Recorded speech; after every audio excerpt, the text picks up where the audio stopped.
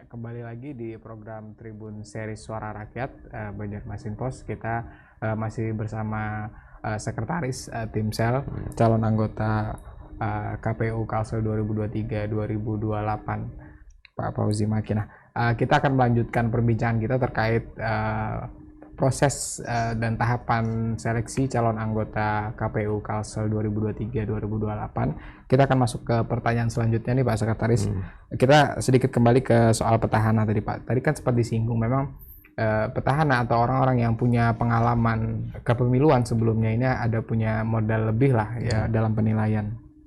Nah, selain penilaian itu Pak, apakah seorang petahana anggota KPU Kalsel ini ada pertimbangan lain, misalnya dalam hal positif atau negatif? Mungkin dalam hal positif, apakah dia punya prestasi dalam pelaksanaan tugas dia sebelumnya, atau secara negatif mungkin apakah seorang petahana calon anggota KPU Kalsel ini pernah diperiksa DKPP atau yang lain? Apakah itu jadi pertimbangan oleh Timsel Pak? Ya, jadi dalam wawancara itu semua kan kita tanyakan. Tentunya prestasi mereka kita konfirmasi ya. Kemudian juga kalau ada laporan ataupun riwayat tentang mereka misalnya di KPP yang dihadapkan seperti itu juga kita konfirmasi. Kita klarifikasi terhadap mereka. Tentunya kita menilai jawaban-jawaban mereka dan juga berdasarkan data-data yang ada. Jadi semua itu tentunya pasti kita ini kan kita tanyakan ya, dan itu memang sudah terekam dengan baik. Tetapi kan penilaian itu tidak hanya satu-satunya itu. Mereka misalnya bisa saja pernah di KPP misalnya kan, tetapi hanya mendapat peringatan atau tidak, mungkin kesalahan itu terjadi karena mungkin salah prosedur sebagainya. Jadi yang berat itu adalah ketika mereka misalnya tidak tidak netral di dalam pemilu misalnya. Nah itu yang paling berat. Tetapi kalau misalnya kesalahan prosedur dan sebagainya, dan itu sudah di KPP juga sudah mengklirkan, itu saya kira lebih ringan saja. Tetapi kalau terbukti misalnya mereka misalnya tidak netral ketika pelaksanaan kepemiluan yang lalu, itu yang menjadi tugas kami untuk menelisik ya, sejauh mana itu terjadi, karena itu sangat membahayakan sekali ketika nantinya KPU itu tidak netral. Jadi kayak permainan bola misalnya, kalau sudah wasit ikut berpihak kepada salah satu kesebelasan, itu saya kira sangat tidak diizinkan atau tidak dibenarkan ya, baik secara peraturan maupun juga secara norma-norma yang berlaku secara umum. Artinya memang case by case Pak ya, meskipun dia pernah mungkin dipanggil atau diperiksa oleh DKPP, tapi dilihat lagi apa kasusnya seperti apa gitu. Dan itu memang diarahkan KPU RI seperti itu. Karena misalnya KPU RI juga ada beberapa juga yang misalnya dipanggil di KPP misalnya. Tetapi dilihat juga kasus by kasus kan. Nah, jadi itu juga yang digariskan oleh KPU RI kepada kami ketika melakukan wawancara dalam seleksi ini. Masih terkait proses kepemiluan secara umum ini kan, kalau Timsel ini ibaratnya kepanjangan tangan KPU RI lah Pak, untuk menyeleksi calon anggota KPU di provinsi. Apakah dalam proses ini juga ada pengawasan juga dari Bawaslu nih Pak ke Timsel atau proses seleksi ini Pak? Secara formal tidak ada. Jadi kami ini independen. Jadi independen, dibentuk oleh KPU RI, tetapi secara non formal atau mungkin secara tidak langsung itu tidak hanya Bawaslu yang mengawasi kan, masyarakat juga kan, seluruh termasuk dari Dodi juga ya, insan pers dan sebagainya mengawasi kita gitu. Sehingga oleh karena itu kami sangat berhati-hati ya dalam melaksanakan tugas ini. Tentunya tidak akan mungkin sempurna 100%, tetapi kami mencoba untuk berbuat yang terbaik lah, bahwa nantinya hasilnya itu semuanya kita serahkan kepada KPU RI untuk menentukan komisioner 5 orang ya. Tetapi sampai 10 orang kita mencoba sesuai tahapan-tahapan yang digariskan dan sesuai juga dengan amanat mandat yang diberikan kepada kami, sehingga amanah itu kami coba jaga dengan sebaik-baiknya. Itu yang kami lakukan sementara ini. Artinya menjaga profesionalitas dan amanah. Mungkin boleh diceritakan sedikit Pak dari susunan Timsel ini, latar belakangnya apa aja sih mungkin untuk masyarakat yang belum mungkin. Jadi tampaknya untuk Kalimantan Selatan ya, Pak Dodi ya, tim sel ini diambil dari akademisi. Jadi seluruhnya kami dari 5 orang itu semuanya dari akademisi. Jadi tampaknya KPU RI tidak lagi ingin mengambil dari ormas atau dari mana. Jadi ada 2 orang dari UIN Antasari, yaitu Pak Profesor Kammarani Busri, walaupun beliau sudah purna tugas ya karena usia beliau udah 70, tapi Prof Kammarani Busri dulunya adalah mantan rektor 2 periode kan, pernah dekan juga. Kemudian ada Prof Ahmadi Hasan, Profesor Ahmadi Hasan juga dari UIN. Kemudian ada 3 orang dari Universitas Lampung Mangkurat. Ya. Saya sendiri, kemudian Pak Dr. Muhammad Yamin, kemudian Bu Parinia. Jadi ada 3. Jadi kelima-limanya berlatar belakang akademisi. Walaupun saya ini sebenarnya Pak Dodi, latar belakang saya, bidang keahlian saya agribisnis, ilmu pertanian, tapi mungkin dilihat oleh KPU RI dari kurikulum PT saya ini pernah wakil rektor bidang kemahasiswaan dan alumni, kemudian pernah juga pelaksana tugas dekan FISIP 6 bulan. Jadi mungkin di situ dilihat. Sering di TV, Pak. Kalau demo pasti disorot ya di televisi. Nah, mungkin juga itu yang di salah satu apa yang dianggap KPU RI untuk bisa masuk dalam tim sel ini. Nah, tadi sempat disinggung juga soal independensi. Nah, ya, dalam tahapan seleksi sejak bulan Februari, Pak, ya, dimulai Februari sampai sekarang sudah diserahkan nama. Apakah mungkin ada tambahan-tambahan atau ada pesan-pesan sendiri ke tim sel dari KPU RI ini, Pak, dalam proses ini atau gimana? Sampai ini KPU RI hanya memberikan garisan saja ya. Jadi arahan gitu bahwa kegiatan kepemiluan kita ini sudah berjalan, sehingga diharapkan nantinya anggota KPU yang terpilih itu sudah memahami. Nah, itu yang disampaikannya, sudah memahami segala seluk-beluk kepemiluan lah, baik aturan dan sebagainya. Itu yang digariskan. Bahwa kriterianya seperti apa ya tentunya sesuai syarat gitu kan, jadi sudah memenuhi syarat. Tapi yang lain tidak ada, misalnya harus berasal dari unsur ini tidak ada dari KPU RI. Jadi hanya pesan bahwa yang nanti bisa ikut tes adalah yang memenuhi syarat. Kemudian yang kedua adalah bahwa diingatkan pemilu ini sudah berjalan tahapannya, sehingga diharapkan mereka yang memenuhi seluk-beluk ini sudah bisa langsung bekerja begitu ketika nanti terpilih. Artinya tidak ada dari KPU RI misalnya nanya 20 besar siapa namanya, 10 besar siapa namanya? Kalau 20 besar tidak ditanyakan ya. 20 besar tidak ditanyakan, tetapi ketika 10 besar pasti karena harus diserahkan ya.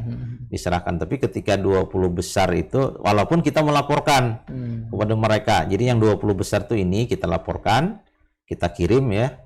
Nah, kemudian sesuai jadwal kita akan melaksanakan wawancara yang 10 untuk ke 10 besar.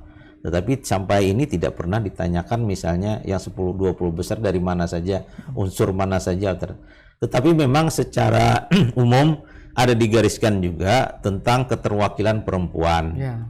Nah, itu diharapkan ada 30%. Nah, sehingga ketika 10 besar kemarin ada 3 orang dari unsur keterwakilan perempuan. Bahwa nanti terpilihnya apakah 2 orang, 1 orang itu terserah kepada KPU RI. Tetapi di awal memang sudah diwanti-wanti, sudah digariskan, dipesankan oleh KPU RI kepada kami, diupayakan ada keterwakilan 30% perempuan. Nah, sehingga ketika 10 besar kemarin ada 3 orang dari keterwakilan perempuan. Kalau tidak salah Bu Andi Tenri, kemudian Bu Nida Guslaili dari mantan Ketua KPU Hulu Sungai Selatan, kemudian satunya lagi Bu Normadina kalau tidak salah dari Bawaslu Kota Banjarbaru kalau tidak salah. Ya. Jadi ketiganya perwakilan perempuan. Yang 10 besar itu dari 10 besar. Jadi artinya 30% kan, sesuai dengan apa yang diamanahkan oleh KPU RI. Nah, kalau pesan KPU RI tadi bahwa supaya difasilitasi atau diakomodir lah ini untuk calon-calon perempuan. Ini gimana diterjemahkannya oleh tim sel, Pak? Apakah memang ada cara khusus saat mensosialisasikan pendaftaran apa gimana nih, Pak? Tidak juga. Jadi kita pertama itu melihat misalnya apakah yang lulus ini memenuhi ketentuan atau tidak. Alhamdulillah dari 20 besar ke 10 besar itu ternyata misalnya di 10 besar ya, 3 orang itu memang nilainya memang masuk 10 besar begitu. Jadi tidak bukan berarti kita ada nanti menggugurkan satu orang untuk mengganti dengan keterwakilan perempuan, tidak. Nah, alhamdulillah ya, alhamdulillah ternyata berjalan alami saja. Ternyata memang Hasil keterwakilan penilaian, perempuan itu berdasarkan hasil penilaian, murni penilaian begitu. Kalau ditarik mundur sedikit dari 67 tadi ya Pak ya, Ya. untuk pendaftar itu perempuan banyak nggak Pak? Ada kalau tidak salah 67 itu, kalau tidak salah ya, saya lupa ini, kalau tidak salah ada 18. Ini ya, jadi kalau ya hampir 17 ya, hampir 30% juga. Hampir 30%. Dari 67 itu 17 kalau tidak salah. Ada perempuan. Cukup banyak juga untuk Cukup banyak ya. di Kalsel. Ya. Karena rata-rata KPU kabupaten kota ini kan pasti ada minimal satu kan dari keterwakilan perempuannya. Nah, rata-rata mereka kalau sudah selesai masa tugas 2 periode di kabupaten kota, mereka akan mendaftar ke provinsi. Kalau mungkin Bapak ada info kalau dibanding provinsi lain nih Pak, apa keterwakilan perempuan nih di Kalsel apakah di atas rata-rata atau sama aja, mungkin gimana Pak? Kalau saya tidak punya data yang di atas rata-rata, tapi kalau dibanding misalnya kawan-kawan di Indonesia Timur ya, jadi ada kita kontak dengan Papua misalnya kan, ya memang kita di atas rata-rata mereka. Tetapi memang kalau di Pulau Jawa ya atau di Sulawesi Selatan itu cukup banyak juga yang perempuan. Tetapi yang Indonesia Timur misalnya kemarin itu kan ada yang provinsi baru ya, Papua Pegunungan, kemudian Papua Barat, kemudian Papua Tengah ya, itu menurut mereka agak susah juga mencari calon-calon dari perempuan. Mungkin pendaftarnya pun minim Pak. Iya, pendaftarnya minim itu. Tapi kalau yang di daerah lain, tapi saya tidak punya data apakah Kalimantan Selatan ini di atas rata-rata kah atau di bawah rata-rata, tidak punya. Tapi kalau dibanding tadi dengan kawan-kawan di Indonesia Timur, provinsi kita yang di ujung timur, kita masih di atas mereka. Nah, dalam tahapan-tahapan seleksi ini Pak oleh Timsel, apakah mekanisme yang sudah dibuat tadi oleh KPU RI dilaksanakan oleh Timsel ini absolut, atau ada mungkin ada masukan atau peran dari masyarakat umum dalam seleksi ini Pak? Kalau peran dari masyarakat umum selain pengawasan tadi ya, mungkin pengawasan secara tidak langsung ya, mengawasi kerja Timsel ini. Kalau yang peran serta yang langsung itu adalah tanggapan, Sanggahan tadi. Sanggahan ini, tanggapan ini bisa yang positif, bisa juga negatif gitu. Nah, ada juga yang positif, jadi memberikan dukungan. Ada, kita tidak sebutkan satu persatu calonnya, tapi ada calon yang didukung misalnya oleh panwasnya, kemudian masyarakat sekitar dan sebagainya. Tapi ada juga yang sanggahan, terutama kejadian-kejadian yang lalu, proses-proses yang lalu. Nah, semua itu kita klarifikasi, terutama yang sanggahan. Kalau yang dukungan, saya kira tidak perlu kita ini lagi kan, dicatat hanya dicatat itu dan dalam berita acara. Tetapi yang sanggahan itu yang kita klarifikasi ketika wawancara tadi. Kalau per saat ini untuk sanggahan yang masuk itu mungkin Pak, apa sudah clear, sudah ditindaklanjuti apa gimana nih Pak? Ya, kalau sanggahan yang sudah disampaikan masyarakat itu kita klarifikasi ya di wawancara. Jadi kita klarifikasi di wawancara dan semua itu kita lakukan secara berlima ya, secara detail, dan kita berikan penilaian apakah klarifikasi dari mereka itu sesuai atau tidak itu. Nah, tetapi itu kan tidak melulu penilaian di sana saja, kan ada aspek yang lain. Jadi bagian dari klarifikasi itu adalah sebagian dari penilaian kita. Tetapi ada lagi bagian-bagian penilaian yang lain. Seperti misalnya saya sampaikan tadi, itu bagian dari rekam jejak kan. Tapi ada lagi yang lain yang misalnya tentang kepemiluan, pengetahuan mereka tentang kepartaian, kelembagaan dan lain sebagainya. Nah, itu semua kita tanyakan juga. Walaupun rasanya waktu 1 jam itu kurang ya. Tapi ya itulah sudah yang maksimum yang bisa kita lakukan.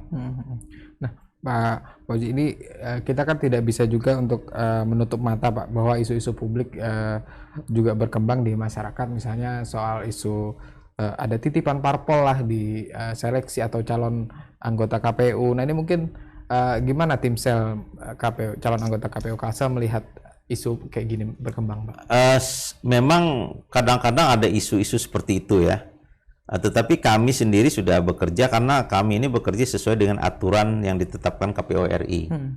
Sehingga ya apapun, tapi kalau secara saya pribadi tidak ada titipan yang dari parpol ya, tidak ada ya. Tahu yang lain gitu. Saya kira juga yang lain tidak ada titipan yang secara khusus seperti itu. Kami bekerja secara profesional saja. Nantinya toh yang menentukan akhirnya kan adalah KPU RI kan. Kami hanya sampai kepada 10 orang tadi. Baik.